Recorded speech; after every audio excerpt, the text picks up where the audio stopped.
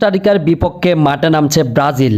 মার্কিন মুলুকে চলছে দক্ষিণ আমেরিকার ফুটবলের সবচেয়ে বড় মহারণ কোপা আমেরিকা।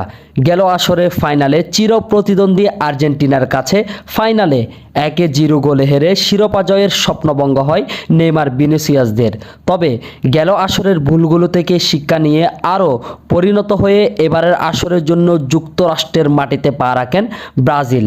যদিও যুক্তরাষ্ট্রের বিপক্ষে প্রীতি ম্যাচে কোনো রকম নিজেদের মান বাঁচিয়ে মাঠ ছাড়ে দরিবাল জুনিয়রের শিষ্যরা, তবে নামটা যখন ব্রাজিল তখন তো স্বপ্ন দেখাই যায়। কথায় আছে, স্বপ্ন দেখতে নেই মানা। শুধু আন্তর্জাতিক পর্যায়ে নয়, বিশ্বের নামি দামি ক্লাবে খেলেন ব্রাজিলের ফুটবলাররা।